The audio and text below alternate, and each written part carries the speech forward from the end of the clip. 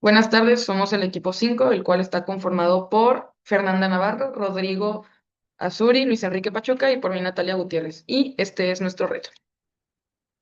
En este reto lo que buscamos fue entender cómo funcionan los motores y los generadores eléctricos desde adentro, no solamente por la parte teórica, sino pues construyendo uno nosotros mismos. Y pues al crear un diseño, usar simuladores y armar nuestro prototipo, pues pudimos ver en la parte práctica el cómo se transforma la energía y cómo se aplican pues ciertos conceptos de electromagnetismo que pudimos estar viendo durante el periodo. En el siglo XIX, Oster descubrió que una corriente podía generar un campo magnético. Y un tiempo después, Faraday fue el que descubrió que cuando existen variaciones dentro de un campo magnético, pues este podía generar electricidad. Con eso se empezaron a crear los primeros motores y generadores y pues estos cambiaron mucho la industria ya que pues hicieron que muchas tareas fueran más fáciles de realizar, pues también permitió que se pudieran desarrollar sistemas más complejos y pues actualmente se utiliza en muchas partes tanto los motores como los generadores. Entre los principales tipos de motores y generadores tenemos el motor de gasolina, el motor de diésel, el motor eléctrico y el motor híbrido. Y en los generadores tenemos también el generador de gasolina, el generador de diésel, el generador de gas natural y el generador solar.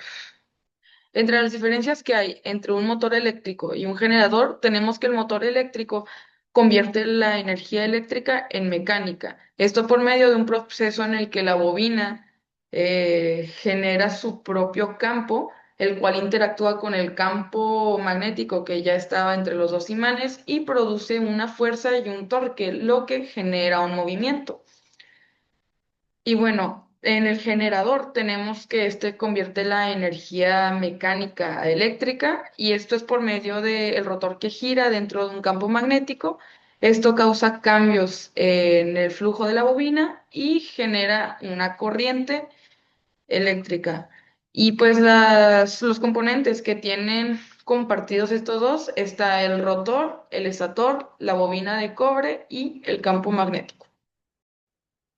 Los principios físicos que se aplican en el motor son la fuerza magnética, que es cuando crea la corriente, pasa por una bobina dentro de un campo magnético y se crea la fuerza magnética, la cual va perpendicularmente al campo y la corriente haciendo que la bobina se mueva.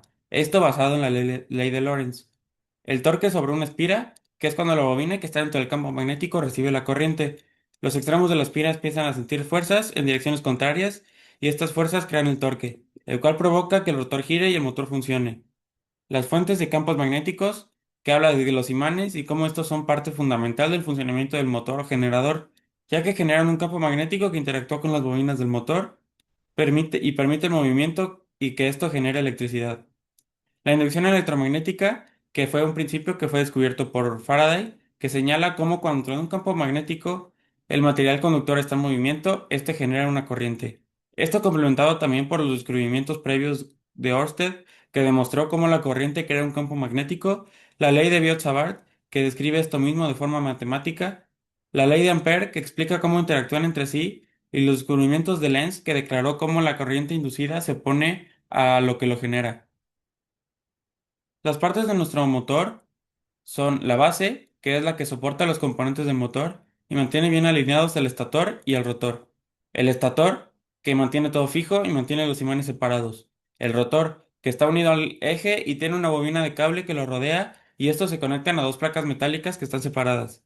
Las placas del conmutador, que son las placas que están unidas con la bobina, las bobinas de alambre que se encuentran rodeando el rotor, los imanes que son los que generan el campo magnético, los rodamientos que es donde va colocada la varilla conocida como eje, los soportes que contienen a los rodamientos para mantener el rotor y el eje en posición y permite una rotación suave. El eje, que es el que se mantiene entre ambos soportes y gira. Y los cables que tocan son los que tocan las placas del conmutador y se usan para aplicar un voltaje a la bobina.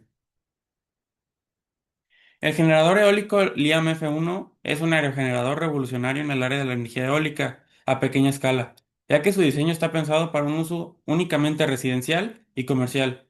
Este generador cuenta con un eje vertical pensado para maximizar la eficiencia energética en zonas urbanas y residenciales. Fue creado por la empresa holandesa Arquímedes, que se inspiró de los principios del matemático Arquímedes. Su forma de espiral le permite captar el viento de manera más eficiente en lugares más complicados como en ciudades grandes. Los materiales que utilizamos para la construcción de nuestro generador fueron los imanes, que son los que crean el campo magnético. Al interactuar el campo magnético con la corriente, generan fuerza electromagnética. Esta fuerza es la que hace girar a nuestro generador. El alambre galvánico lo enrollamos en la bobina. Al introducir corriente, genera un campo magnético inducido que al interactuar con el campo magnético de los imanes, genera el torque. Los rotamientos los utilizamos para evitar la fricción al momento de girar el motor para que sea más eficiente. Placas de cobre las utilizamos para inducir corriente a la bobina y que ésta gire. Utilizamos una varilla metálica para sostener la bobina y que ésta gire. Después utilizamos tornillos para fijar todos los elementos, todas las piezas. Utilizamos filamentos para imprimir la estructura en 3D. Al imprimirla en 3D, esta era más precisa y pues las mediciones eran las más adecuadas para el funcionamiento del generador. Por último, utilizamos un adaptador para conectarlo a la corriente y pues proporcionarle corriente a nuestro generador. En los elementos de nuestro generador tenemos que la base es de 8 centímetros de ancho y 13 centímetros de largo. La varilla que utilizamos fue de 0.5 centímetros de diámetro y un largo de 20 centímetros. Los valeros eran de 0.5 centímetros de diámetro. El soporte donde están los valeros tenía una altura de 4.5 centímetros y 8 centímetros de ancho. El ancho de la base era de 1 centímetro. La bobina era de 6 centímetros de largo y 4 centímetros de ancho. La base de los imanes tenía una altura de 4.5 centímetros. Las placas de cobre tenían un ancho de 1.5 centímetros y en la imagen se puede observar el modelo 3D de nuestro generador, donde está la varilla, la bobina, la base, el soporte, las placas de cobre y la varilla.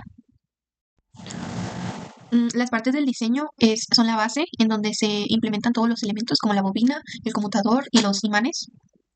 La base de los imanes, en donde introducimos los juegos de imanes y tiene una separación pequeña de la bobina. La base de los rotamientos, en donde en cada extremo se coloca un rodamiento. El rotor, que es donde irá la bobina, que está enrollada con el cable de cobre. Este hará contacto para energizar la bobina. Y las placas del conmutador, que son las que en donde se va a proporcionar corriente para hacer girar nuestro generador.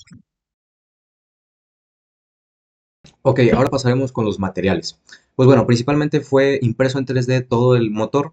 Esto gracias a que cuenta con una buena versatilidad y una rápida construcción. Simplemente era tan sencillo de unir las piezas con pegamento. Posteriormente usamos un alambre de cobre esmaltado. Esto gracias a que este alambre cuenta con un recubrimiento de plástico, el cual obliga a que toda la energía viaje a través de todo el cable, de los 20 metros que utilizamos. Seguido usamos unos imanes de neodimio, esto gracias a que estos imanes cuentan con un campo magnético muy fuerte y generan una buena interacción. Posteriormente usamos un alambre galvanizado. Este alambre galvanizado hace contacto con las placas de cobre, ¿sí? Y del conmutador. Y después tenemos precisamente las placas de cobre. Estas están adheridas a lo que es al conmutador para poder hacer un buen contacto. Y por último tenemos los valeros. Estos valeros fueron implementados para poder eliminar lo que es la fricción mientras está girando lo que es el eje. Vamos a pasar ahora con la fuerza de los imanes, ¿no? Básicamente los imanes, pues depende de todo, ¿no? El funcionamiento. Esto debido a que los imanes tienen un campo magnético el cual interactúa con la corriente eléctrica y esta interacción genera lo que es una fuerza electromagnética y provoca que gire el motor. Al no tener unos buenos imanes, pues este efecto no va a ser del todo bueno. Y también otro de los principales efectos es de que el diseño del motor tiene que estar muy bien hecho para que no exista ningún punto muerto al momento de girar la bobina o algún problema de diseño, ¿no? Que afecte en su eficiencia. Y por último tenemos el conmutador. Este representa uno de los mayores retos gracias a que, bueno, debido a que este básicamente es el que o capta la energía generada o la inducida o es la que a través se suministra una energía, dependiendo si se usa como generador o motor. Uno de los mayores retos es más que nada hacer que tenga un buen contacto con los alambres galvanizados. Y pues bueno, ya a manera de conclusión, este reto, pues vaya la redundancia, fue muy retador. Constantemente se hicieron muchos ajustes, cambios de materiales y demás para poder tener la mayor eficiencia de nuestro generador o motor, ¿sí? Pero a través de ello nos sirvió como aprendizaje, implementando todos los conceptos teóricos aprendidos en clase, transportarlos a lo que es a la práctica, que es este generador y motor.